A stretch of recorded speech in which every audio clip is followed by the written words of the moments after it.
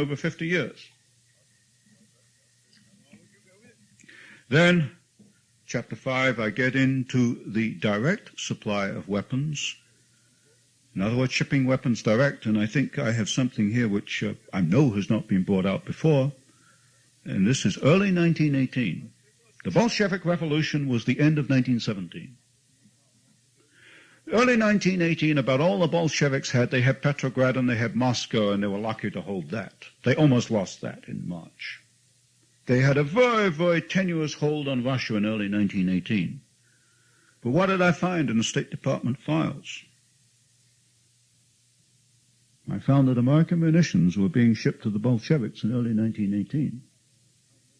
Not only that, they wanted credit. Let me quote. This is from a State Department document. This, I'm sure, is the first time this has ever been published. Quote, munitions that are now being evacuated from Archangel are sent to Moscow, the Urals, and Siberian towns. Soviet government desires to take up the matter of payment for these munitions and expects to pay for them in raw materials, but asks for time to organize the economic resources of the country. That sounds like 1973. Anyway, we go on like this. I've dug out some more documents, I'm sure not previously published. One I know will interest you, I think, and that is 1938, President Roosevelt's secret agreement with the Soviets. Only 4 people know about this in the United States and only 4 in Russia. What caught my attention was that President Roosevelt was talking about each power pursuing separate and independent courses to the same objective. And I didn't quite catch on to that at first, but it recorded in my mind, and then I dug it up later. Let me read what President Roosevelt... this is a report, by the way, by Ambassador Davis about this agreement between Roosevelt and Stalin, known to only 4 people in the United States and none in Congress, 4 in the executive branch and 4 in the Soviet Union. Quote, this is Ambassador Davis reporting on this. It would be the part of prudence and wisdom on the part of each government to familiarize the other with facts which might be of substantial value in the future by reason of similarity of purposes and necessities, even though each power were pursuing separate and independent courses. At that very time, the Soviets were stoking up a war in Spain. They were certainly murdering their own people. That was the year when they killed, I think, 10,000 officers in the Red Army. And here we get President Roosevelt talking about similarity of purposes and a common objective. So, just at random, we go on then to a section on...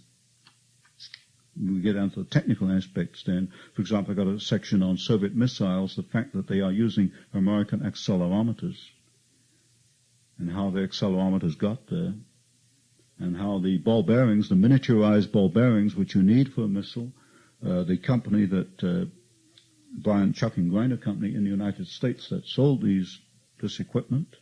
Congress itself said this was a matter of life and death to the United States. It was a tragic error to ship these.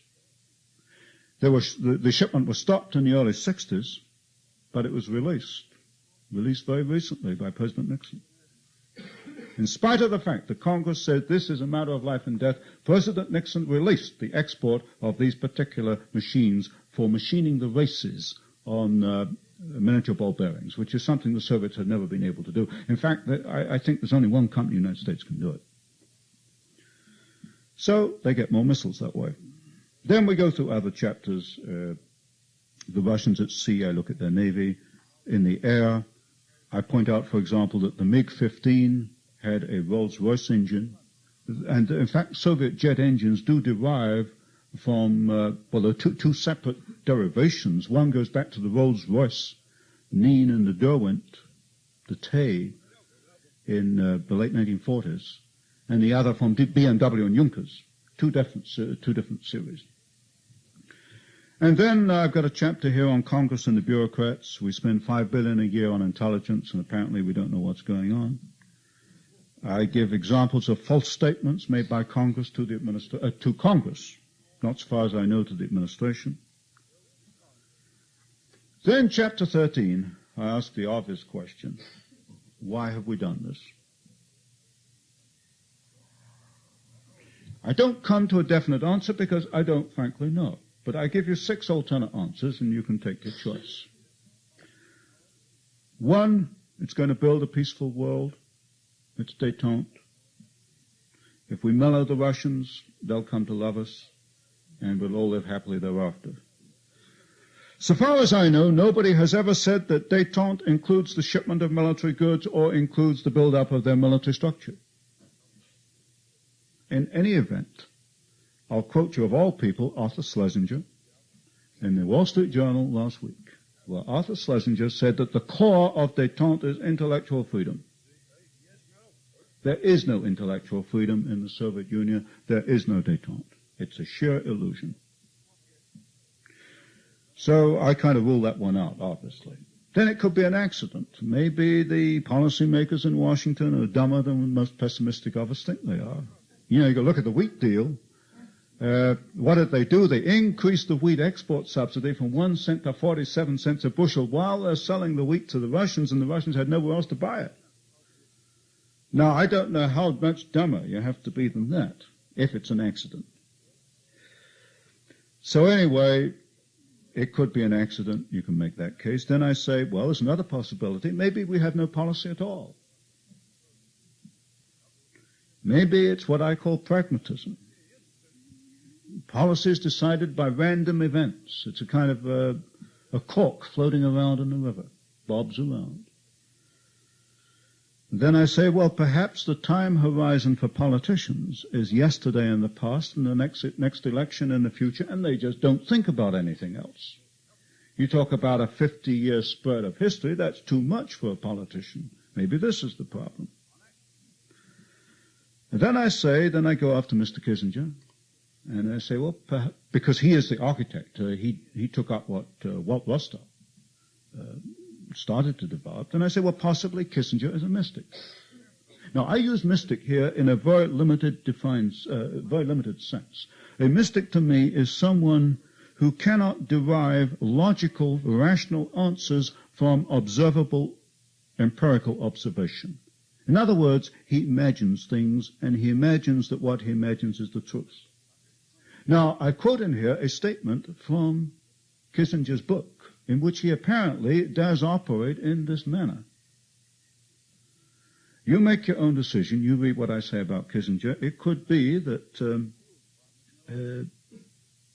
he just imagines in some way that there is no possible connection between trade and their military structure. When it's pointed out to him, he just doesn't want to believe it. It's not part of his makeup. I do know this, that Kissinger knows nothing about economics and even less about technology. So you take a choice on that one. Then I look at conspiracy, and particularly, of course, Gary Allen. And there, what I've done, I think for quite obvious reasons, you're lucky to survive anywhere in the academic world with an outlook like mine. You just do not survive if you say everything you think. I think Gary's got a lot going for him, though I'm not about to say so publicly, because I like to eat. I quote Nicholas von Hoffman, Washington Post. You might think he's a liberal, but there was a time when Nicholas von Hoffman would have me crawling up the wall, but I began to read behind him. And if you have a little patience sometimes, read a little behind what Nicholas von Hoffman is saying. And I used Nicholas von Hoffman's commentary on Gary Allen, and it was a very good commentary, and made some very good points. Anyway, a conspiracy is a possible alternative. Then you've got treason. I dismiss treason because legally there has to be proof that there was an intent to commit treason. I can't show that there was any intent.